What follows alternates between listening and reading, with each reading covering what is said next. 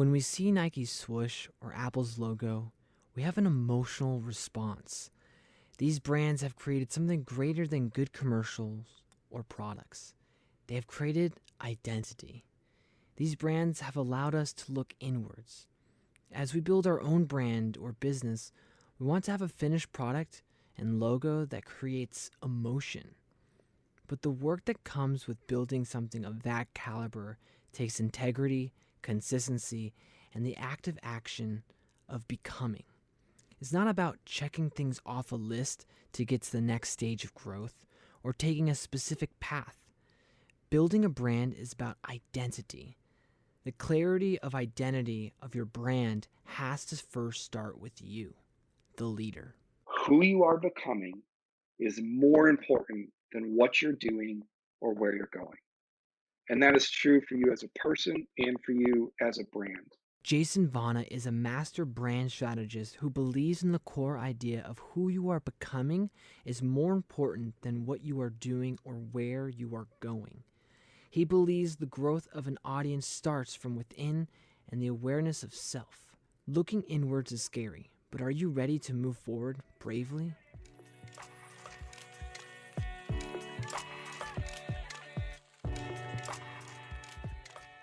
Welcome to episode 9 of How to Build an Audience. I'm your host, Matthew Gatosi. How to Build an Audience is part of Ketosiscollective, which is the personal marketing team to many businesses. We create photos and videos for your social media. Heck, we even do social media for you.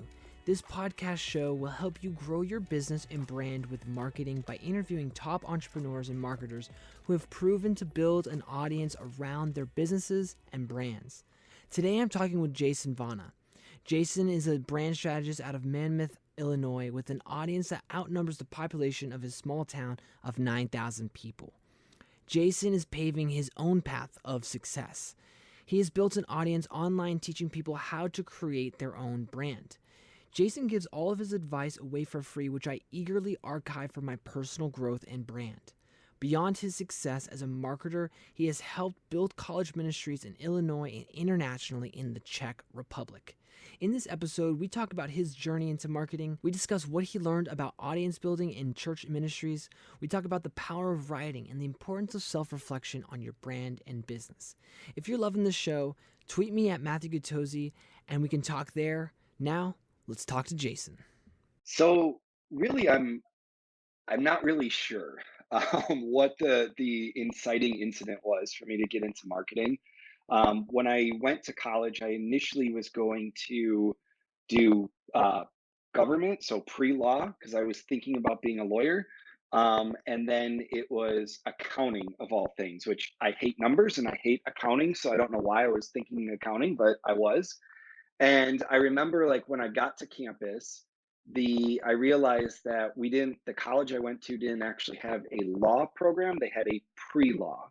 And so I would go 4 years for this pre-law and then have to go to get a law degree. Like you'd still have to get a law degree, but I wouldn't have the basics to get into law school. And I was like, well, that's a stupid waste of 4 years.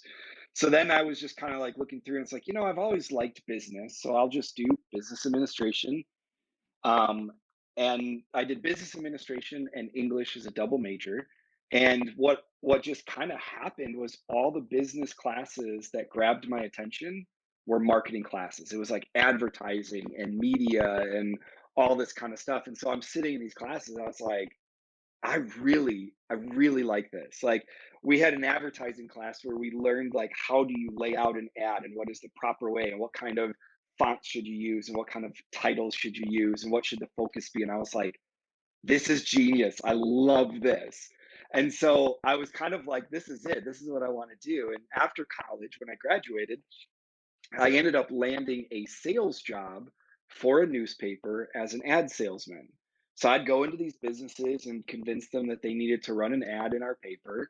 And I got to help like lay out the ads and determine what was going to go in them. And then what started to happen was my marketing brain kind of kicked in. And so I'd be in these small businesses and be like, you need to run this ad. And oh, by the way, you should think of maybe we should do some flyers for you. Or maybe if you move the product rack you have here to the other side, you get more people buying from you. And it was just like, I realized I don't like sales. I like the marketing side. I like helping figure out like what is going to cause people to buy your product, what's going to pull them in. And so I was in the sales job for 5 years, and that's where I learned graphic design. I learned web design in that job. So it really set me up to do marketing long term. And then I went and did a job. There was a student housing complex going into town, and they needed a managing director. But because it was new and it hadn't been built yet, basically the whole job for the year that I had it was all marketing. It was how do we get students to buy up these leases? And unfortunately, it was in 2008 when the mortgage industry went belly up. So all the banks were like, you want $22 million for what? For housing? No way.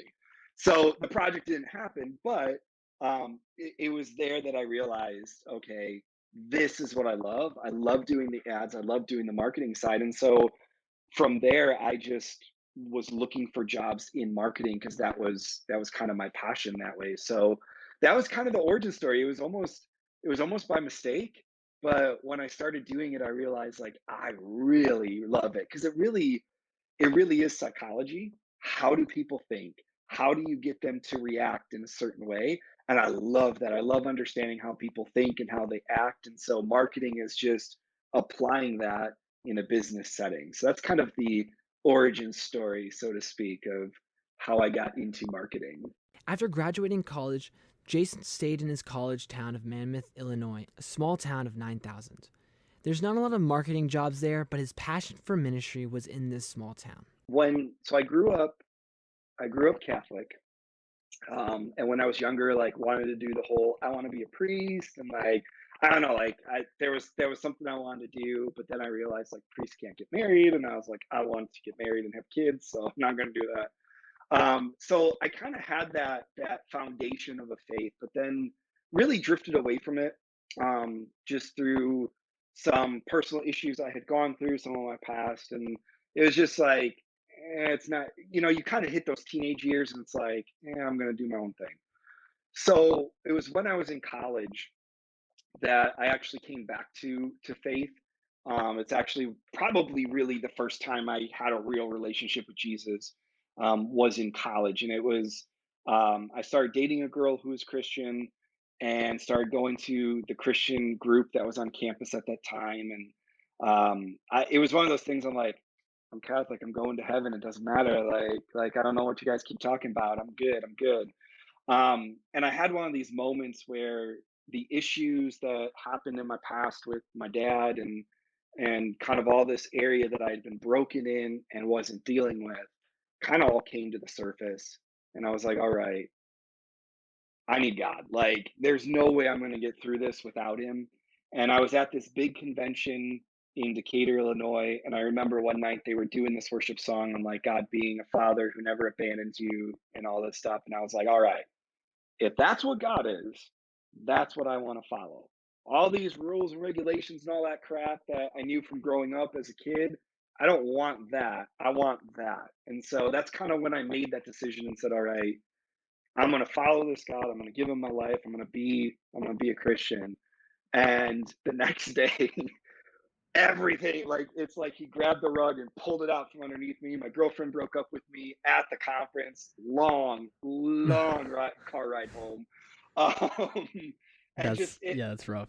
yeah, and I just realized like it basically what I tell people is God kind of put his thumb on those issues in my life and said it's time to deal with this. Like you're 20, what was I was 19 turning 20, and he's like it's time. Like this stuff is killing you. It's literally killing you. You need to deal with this. And so kind of went through a process of dealing with some of that brokenness, going through mentoring, finding healing from all that.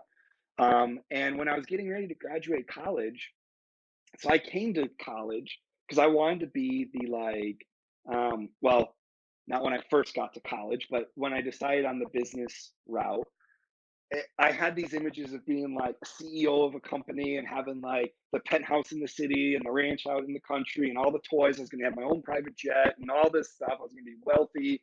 And it's just like, that's the life I wanted. When God got a hold of me, I realized, that stuff's cool. Like, not going to lie, it'd be cool to have my own private jet.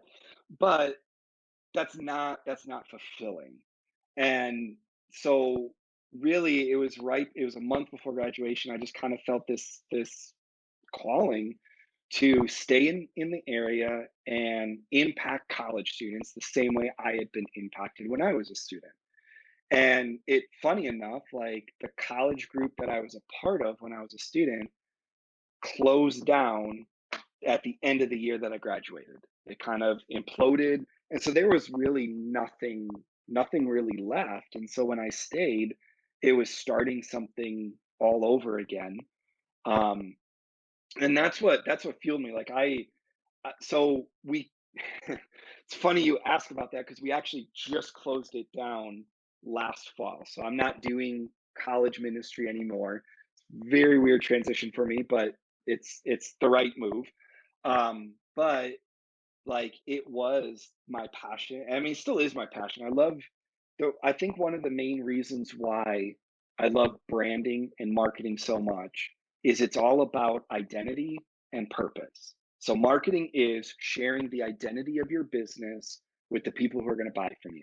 And ministry, at least the kind of ministry I was doing with college students, was a lot of helping them discover their identity and helping them understand their purpose, like why they were created, which is the same thing that marketing does on the business level. And so, really, the two really went hand in hand because it was what I was learning in marketing, I was able to put into ministry because it's like, as I'm going through this process of helping a business understand their brand and identity, it's like, this is a lot like personal development stuff too. Like, this is actually, if I took these same questions and asked an individual, it's going to help them understand who they are. And vice versa. As I would be mentoring a student going through something and like asking them the tough questions, I was like, what if I asked a business owner this about their business? Like, that's going to get to the root of who they are as a business. And so it was one of those, and I still have that passion. Like, I've traveled every year since 2006. I've traveled over to the Czech Republic to do ministry as well. Um, this is probably going to be the first year since 2006 I don't get to go because of Corona. So I really want to find Corona and punch it in the butt because of that. But yeah, like it's still my passion. It's still a big part of who I am. I still preach at churches throughout the area. I preach when I'm over in the Czech Republic. I lead a small group out of my church and all that. Ministry is still very much a part of my heart and my DNA because it really is. It's all about. So I'm gonna backtrack and say this: like, my personal purpose and mission. Put aside ministry, put aside business. The reason I was created was to help people find their identity and calling because I went through such um, a long season of discovering who I am and what my purpose was. And so that is my heart and passion. Help you find your identity and help you find your calling. And the way that's played out has been in ministry and in business. And so that's just who I am. And it just plays out in marketing and ministry, helping people to find those aspects, for themselves. And so, yeah, that's really a nutshell of who I am and what I do. Building a ministry is you're building an audience, right? You're getting people out there, you're teaching them, you're helping them grow.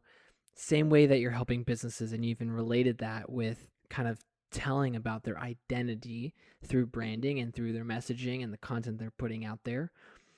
What are some common themes and principles about building an audience that you have found match up with both the marketing side of businesses, but then also within ministry? What are some things that you've learned from running businesses, but also running, a ministry and being a part of that?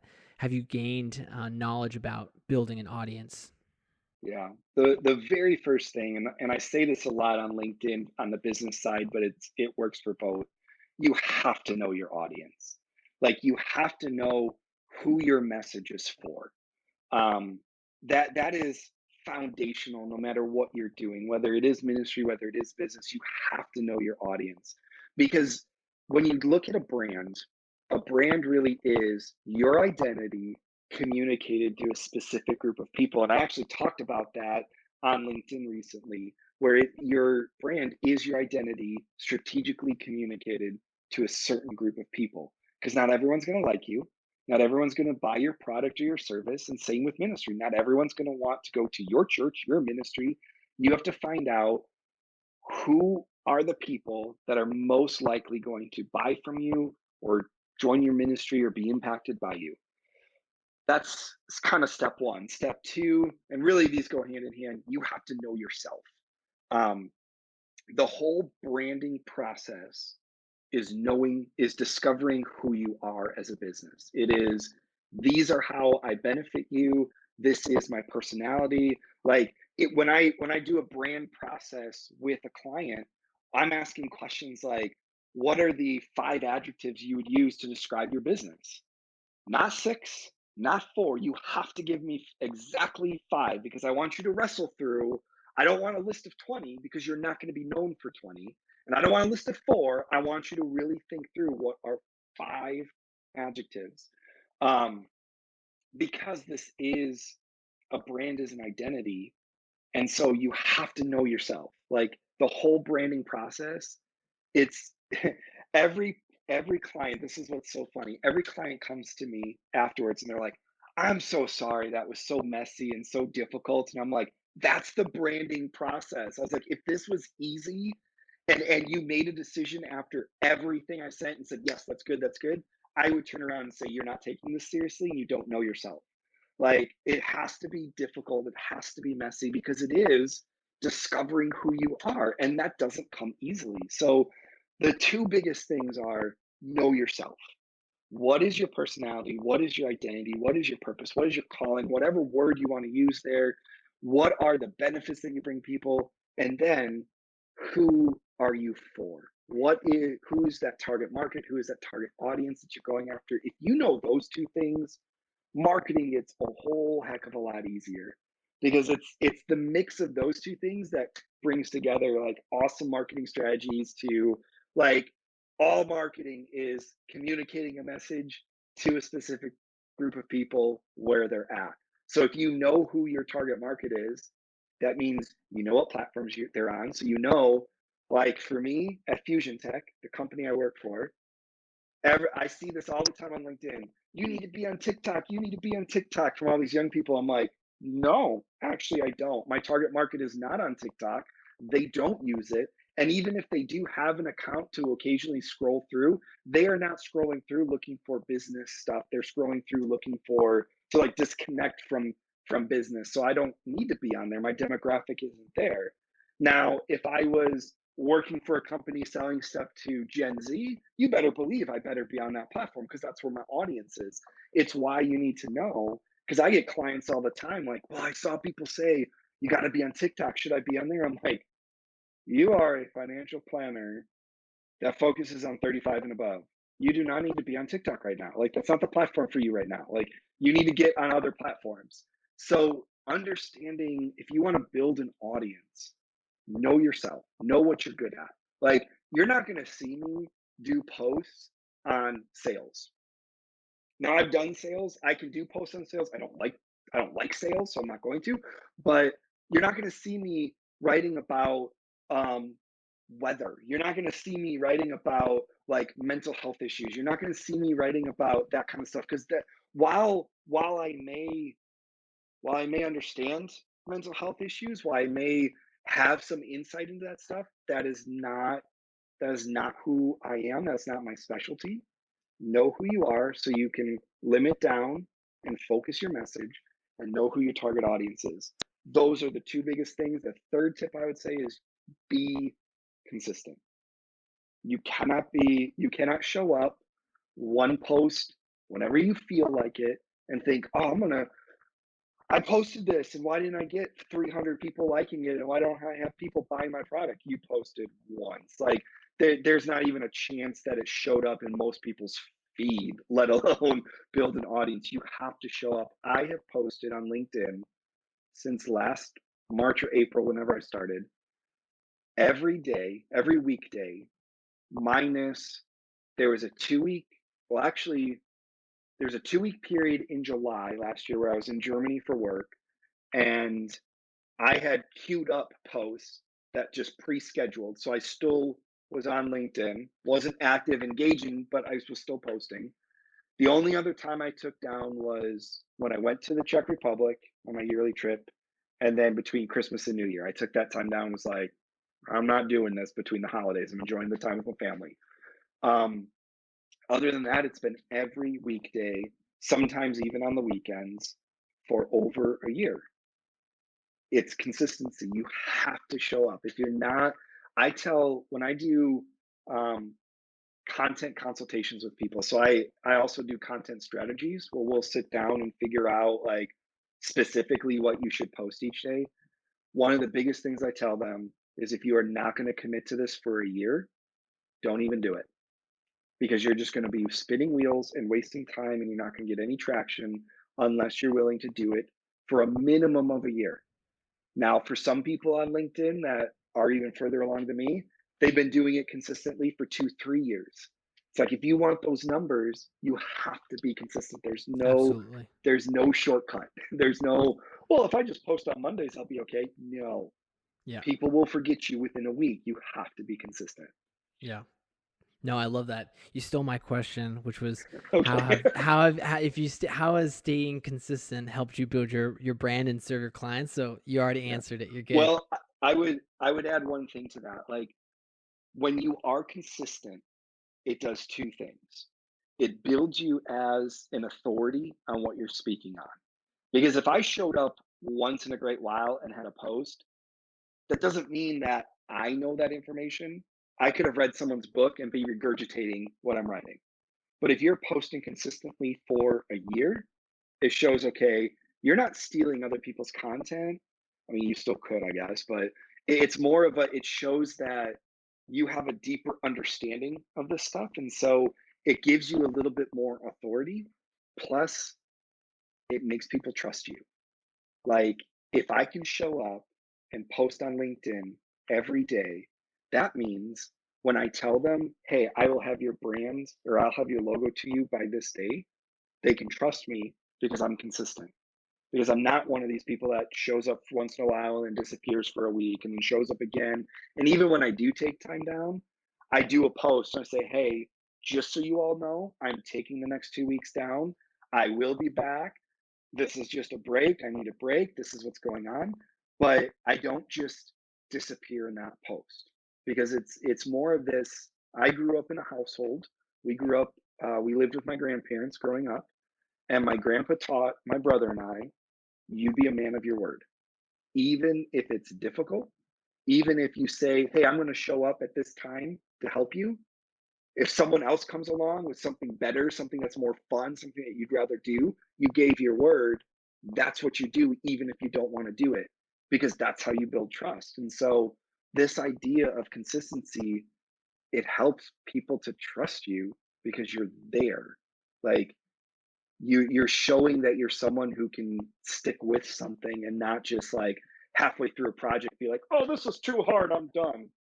No, even when it's hard, I'm going to show up. And that's what consistency shows you or shows other people. After the break, Jason tells us how he started his side hustle of shift marketing and how it's grown beyond just a side project.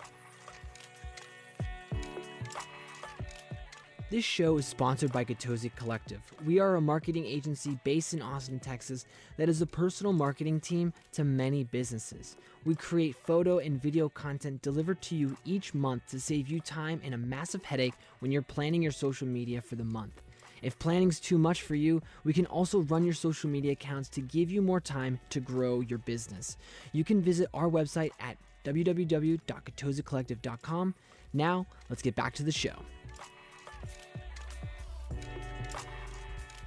We all love tax breaks and helping out friends.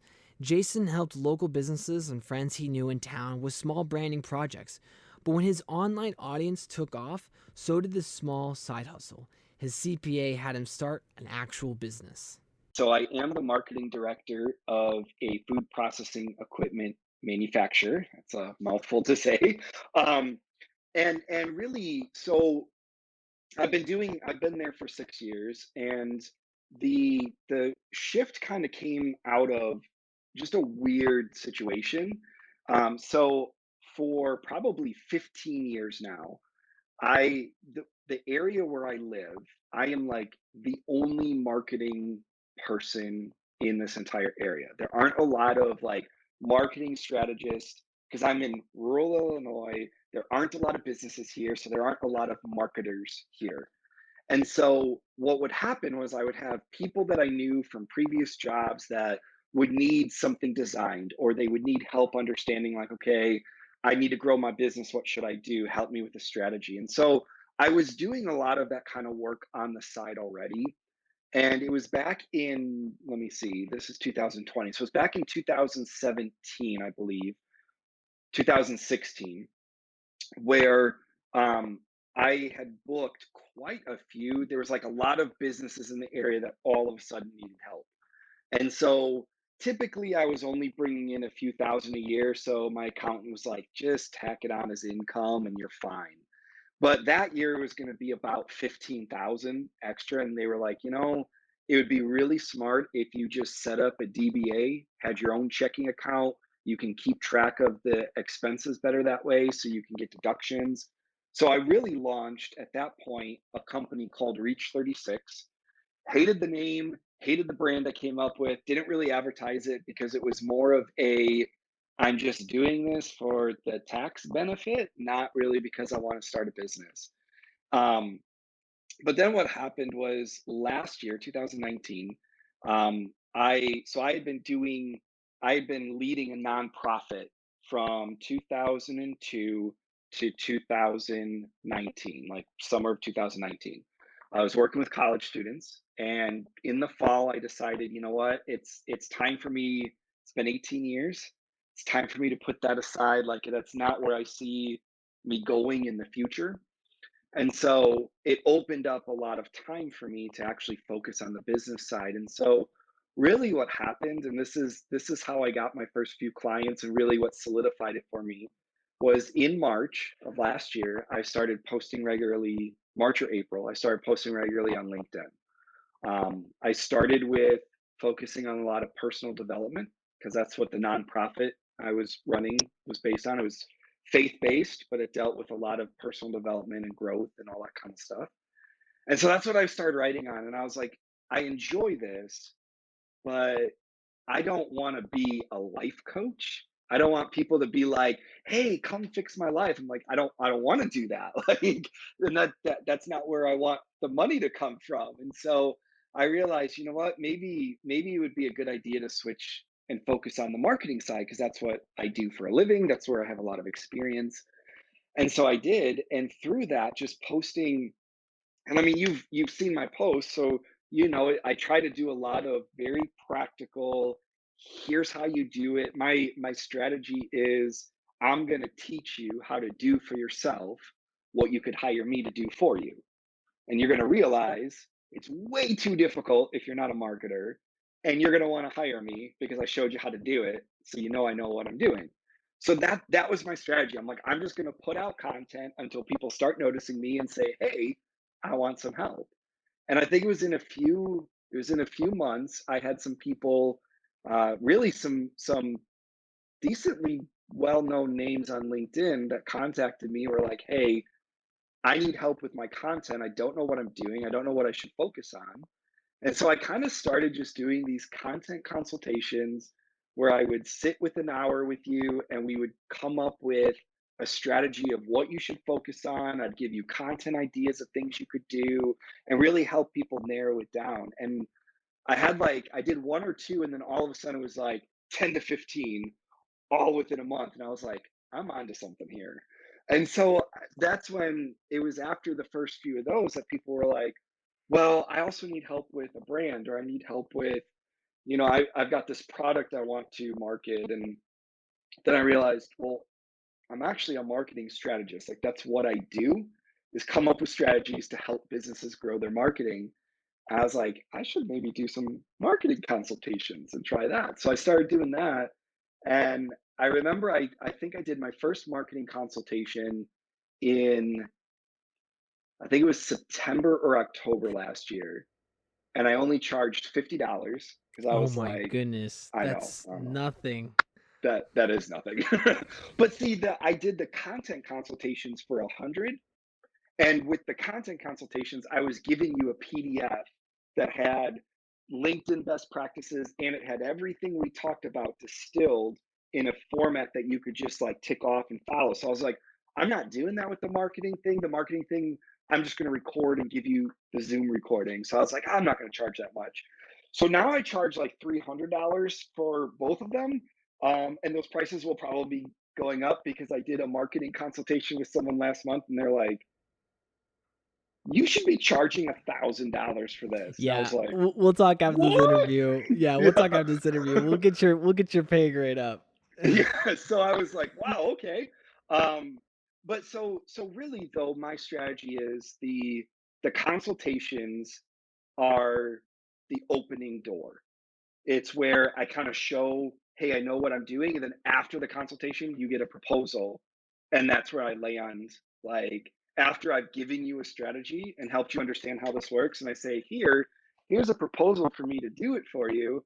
Most people are like, yeah, I'm going to hire you because you just laid it all out for me. So it's more of it actually started more as a lead gen tool. So I guess I need to take that back. They started for free. I did the first few for free, and then I realized like I was getting a lot of the people who wanted free marketing help, but were never going to buy it. Like, we're never going to hire me to do anything. And I was like, man, I'm going to start charging. And so I did that first one for $50. Like, I don't know how this is going to go. I don't know if anyone's going to buy this. And all of a sudden, it was like my calendar was booked up with $50 consultations. I was like, I need to up this because this is ridiculous. So yeah, that's kind of how it really was all content. That's how I got my first. Now I book like branding, like I do branding projects for people where I come up with their messages and their logos and all that, and websites and full marketing strategies and pay-per-click ads and all that kind of stuff. But it all started with content and doing a consultation. And that's how I got my clients, and that's really how I still get my clients, that and referrals now. As people, as they hire me to do stuff and they're happy, they're like, "Oh my gosh, I told everyone I know about you," and I'm like, "Good, thank you. If you need any more help, I will give you a discount." The internet is a beautiful place where you can live anywhere in the world, and if you have Wi Fi, you can own a business. The strength of the internet has helped Jason have clients that live beyond his town in Illinois.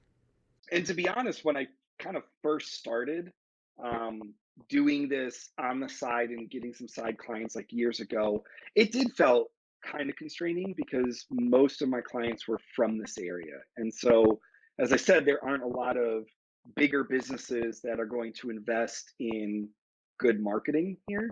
So there wasn't a lot to pull from. So it was more of a side, like if I get a few clients, I'm good with that, just shows people. But as things have like, as more platforms have gotten bigger, like say I graduated college in 2002. So there was no Facebook, there was no TikTok, there was no Snapchat, Twitter wasn't there, like MySpace was still a thing. Um, and so when I kind of first stepped into all this and had some people saying, "Hey, I want work," there really wasn't a place to go to get work through the internet like that, unless you had your own website. And so, as these social media platforms came out, and I learned them, and I started using them to help different businesses, market themselves. That's where I would just like post up. Here's a logo I designed for someone. Here's like an ad I did for someone, and I started getting a few clients from, like, I had a client from Brazil that somehow saw a logo I did, and I'm like, "How did you," and she was on Twitter, and I was like, "How did you even find me?" Because we weren't, like, following each other, we weren't connected, you just happened to see a logo I designed, and so that's kinda when I realized, "Alright, I can do this even working, like, living here, I can still get clients from around the world," but it really wasn't until I got more active on LinkedIn that it really took off because you don't, like, Facebook wasn't bringing a lot in. I would post like logos and stuff I'd done, and people would be like, "Oh, that's great. I love that." But it wasn't because Facebook's organic reach has crashed, especially on like a business page. Um, People just weren't seeing it unless I wanted to pay for it. And I'm like, I'm not trying to grow a business, so I'm not going to pay for it at that point. And so once I got on LinkedIn and saw the power of like, this is a platform of professionals looking for professional help, this is the platform to be on. Um, that's where, I mean, I've got clients from California, from Texas, from Oak Brook, Illinois, which actually isn't far from me. I had a few from like Colorado area. Let me see. Yeah, another one from California. So yeah, like I'm reaching people from multiple different states, multiple different, even some from out of country, just through the internet. And so like none of my current clients are local, besides a little bit of work I did for a friend of mine who owns a business in town. I did some stuff for a Facebook page or whatever, and but you know it wasn't one of those things that's like, oh, I can go full time now. It wasn't a big job. So normally the bigger stuff comes from outside of my area, and platforms like LinkedIn uh, make that possible. Because you write a lot and I admire your writing a lot, how important is writing for marketing and building your personal brand, no matter what industry you are in? It is, and I think most good marketers would say this too, it is the most important thing.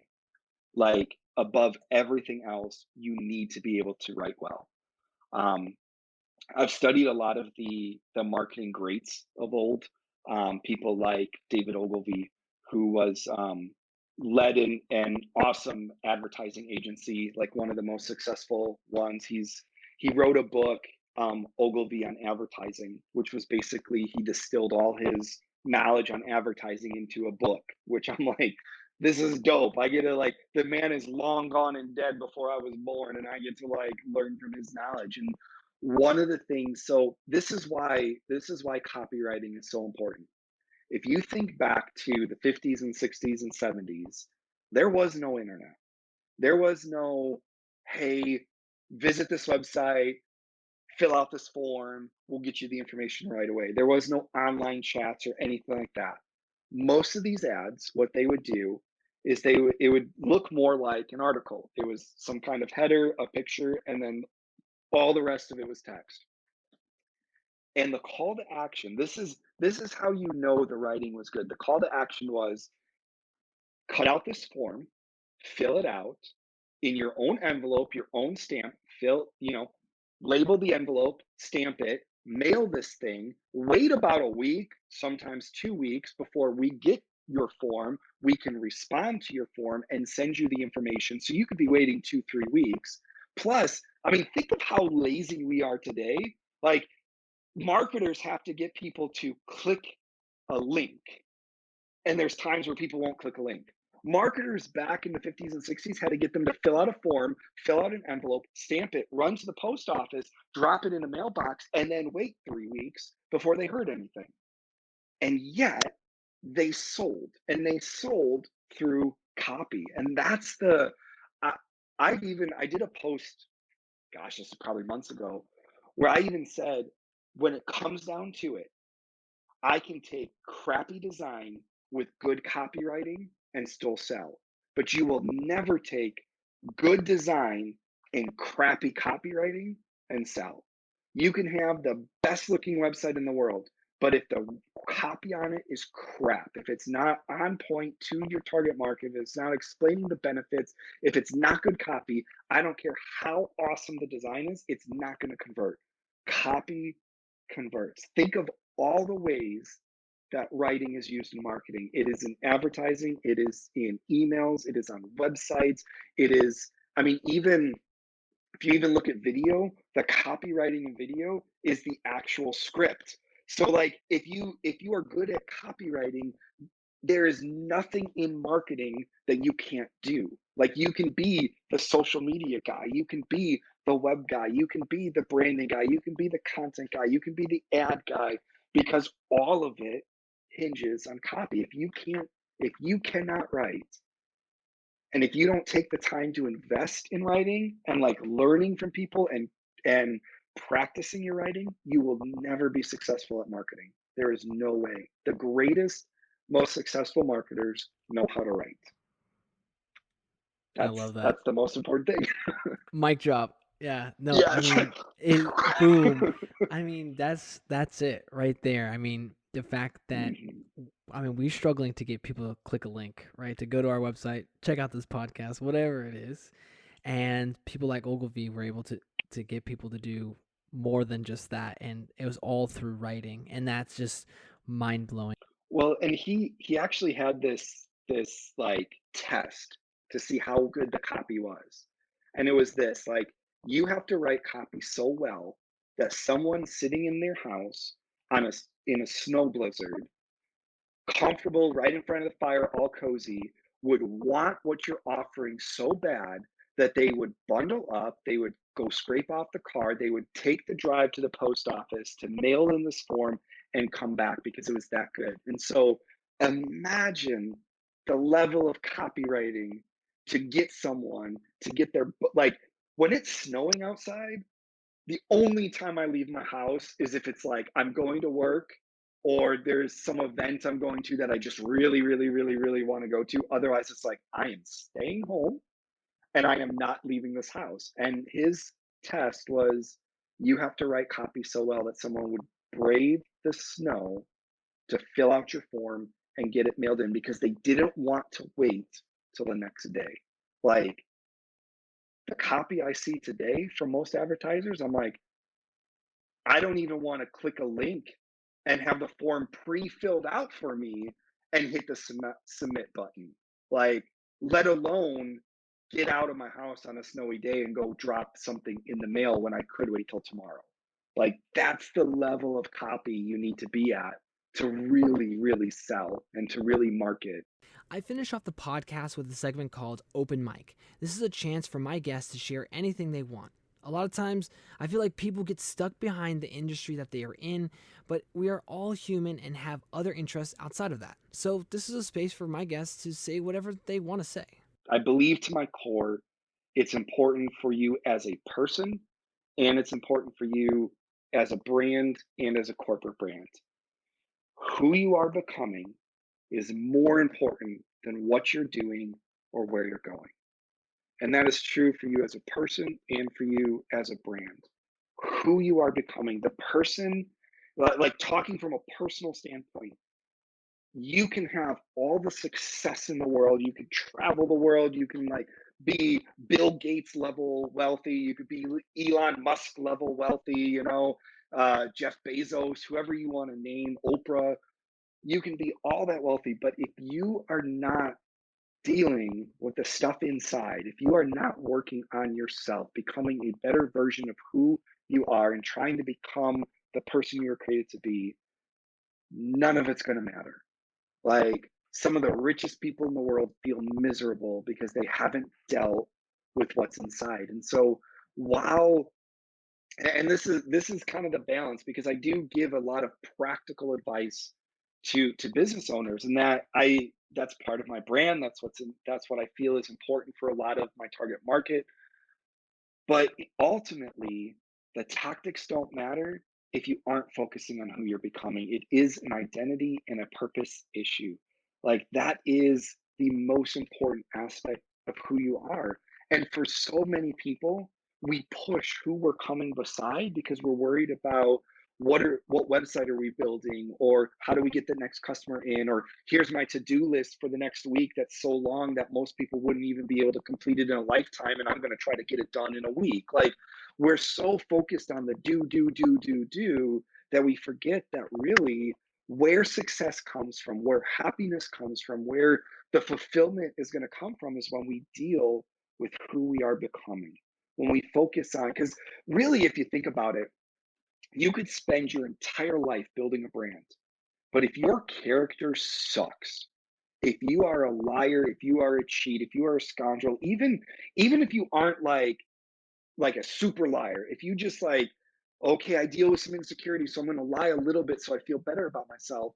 Even that kind of stuff will come back and bite you in the butt if you don't deal with it. And so I've seen it in ministry, I've seen it in businesses where the character of the person in charge was not developed strong enough, like high enough to deal with their level of success. And so what happens is they steal from the company, they lie, they're cheating people, even if they're not doing, they end up having an affair, they do any number of these things that puts their character in question, and then people stop trusting them, their business fails, their ministry fails, all because they focused more on what they were doing and what they looked like than really who they were becoming as a person.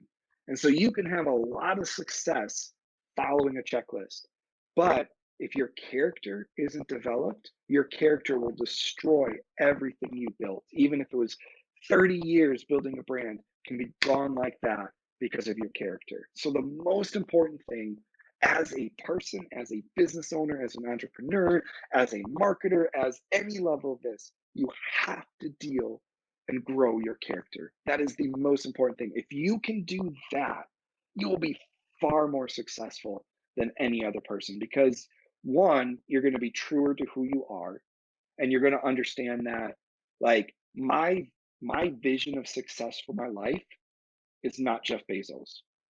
I don't want that lifestyle. My vision of success for me is not even being a multimillionaire. Now that would be cool. I'm not if all of a sudden I start making millions of dollars, I'm not going to be like, I don't want this, take it. Like, I'll gladly take it. But my vision of success for my life, when I am on my deathbed, looking back and saying, did I have a good life or do I regret my life? Has nothing to do with the amount of money I make, has nothing to do with the business I built. And so that's where it's important to focus on who you're becoming. Because if you don't, this is the tricky thing. If you don't do it, someone else will give you their vision of success for you, and you will end up becoming someone that you don't even like. You'll end up becoming someone that like you'll be pursuing a definition of what you think success should look like that really you don't even want. And I see this all the time in business owners that it's like, this is that's not the you don't want to be Amazon. Like just listening and talking to you, you don't want like in all honesty, like I've had people ask me, why don't you just start an agency? Why don't you just hire a bunch of people and start an agency? It's like that's not success to me. Success to me is I'm working for myself. Like more the consultant, freelancer, I don't really want to be a freelancer, but more of the I have a business, but I'm more of a consultant. And I have a network of freelancers or a few people on staff that do the implementation. I'm not looking to build an Ogilvy type ad agency. I'm not looking to build this agency where I have a big fancy office and 20 employees respond to me. That's not success to me. And so I'm not going to do the same things that an agency like that's going to do. You need to know who you want to become because that's going to define success for you as a person, for a business. It's going to define your character, what you need to develop, like what you need to work on. And so who you are becoming is more important than what you're doing or where you're going. Get that lodged in your head and it will change how you view everything else in your life.